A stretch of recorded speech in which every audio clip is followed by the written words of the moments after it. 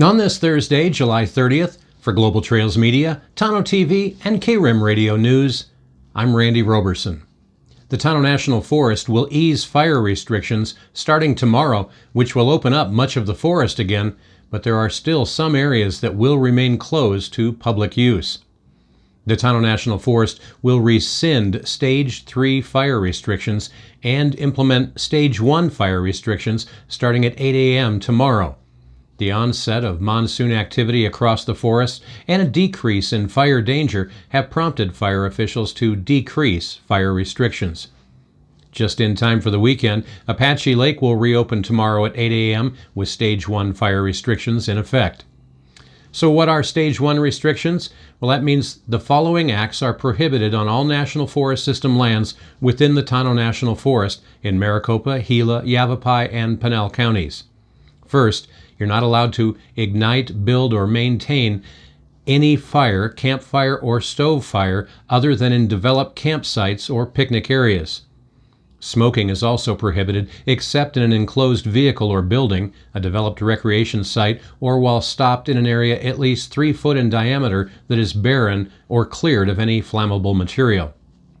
Discharging firearms is also banned. That includes air rifles and gas guns. Recreational shooting remains prohibited at this time. However, legal hunting activities are permitted in areas not affected by the closure order. The current monsoonal moisture has decreased fire danger levels to allow campfires and charcoal fires in developed campgrounds and picnic areas, but only in Forest Service rings and barbecues. Open fires in dispersed recreation areas remains prohibited. Campfires and charcoal barbecues must be completely extinguished after use. Abandoned campfires continue to be a major cause of wildfires, and officials say you should always keep enough water on hand and a tool to drown and stir fires. If it's too hot to touch, they say, it's too hot to leave. Violators of these restrictions are subject to fines and/or imprisonment. All that said, there are still many campgrounds on the Tano that will remain closed, as well as the area around the 192,000-acre bushfire. Now, the Tano National Forest also yesterday announced updated occupancy and use restrictions in an effort to limit the spread of COVID-19. This new order replaces a previous COVID-19 order that was in effect from June 26th through July 31st. This new closure order will be in effect from tomorrow through September 10th, unless otherwise rescinded.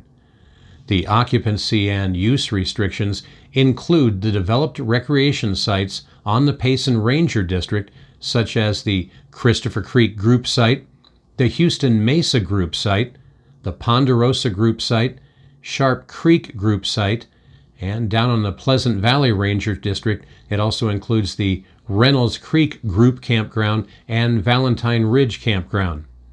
Down on the Tano Basin Ranger District, that includes the Fraser Group Site, the Grapevine Group Site, except for Forest Road 84 to the Grapevine Boat Ramp and associated parking that will remain open.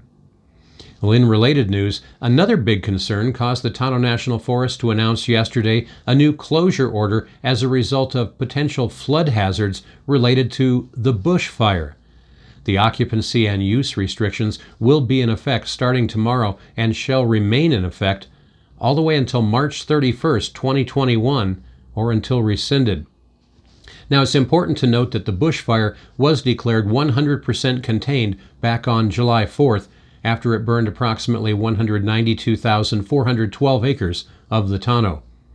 Post-fire flooding and debris flow risks will persist through the Arizona monsoon season, tropical storm season, and winter rains.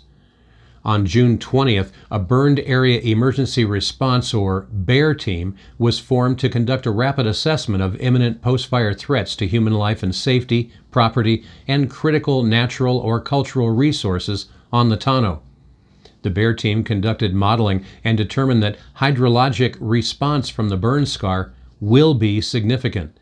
The team's modeling determined that the likelihood of basins producing flows resembling a 100-year or greater event from what would have historically been a 10-year storm event are very likely.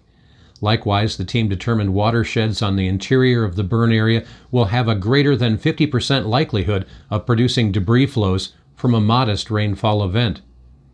Currently, the team is taking immediate actions in an effort to protect human health and safety, including this closure order.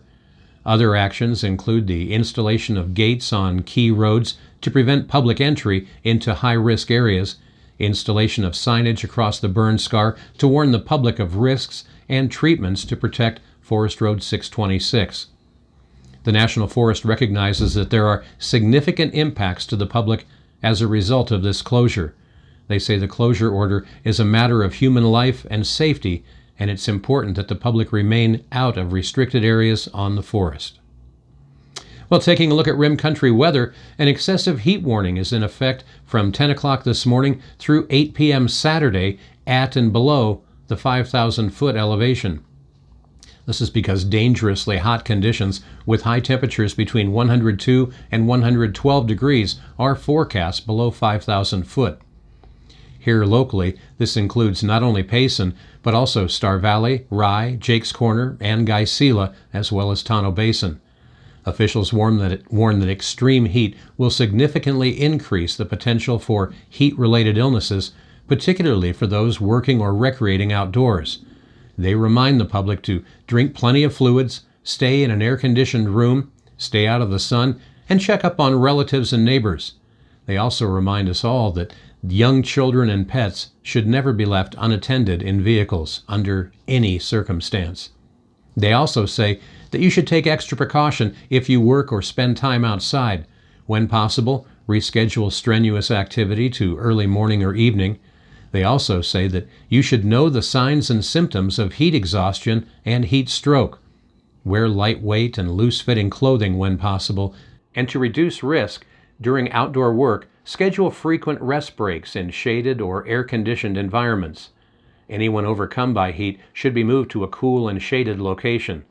Heat stroke is an emergency, and you should call 911. Our daytime highs in Payson will be around 102 degrees both today and tomorrow. Things will then cool just a little bit into the mid-90s over the weekend and into the next work week. Thus far, it looks like our only chance for any rain over the next week will be just a slight 10% chance on Sunday. Other than that, it looks to stay sunny, hot, and dry through at least next Wednesday. And that's what's happening in Rim Country. For Global Trails Media, Tonto TV, and KRIM Radio News, I'm Randy Roberson. Make it a great Thursday.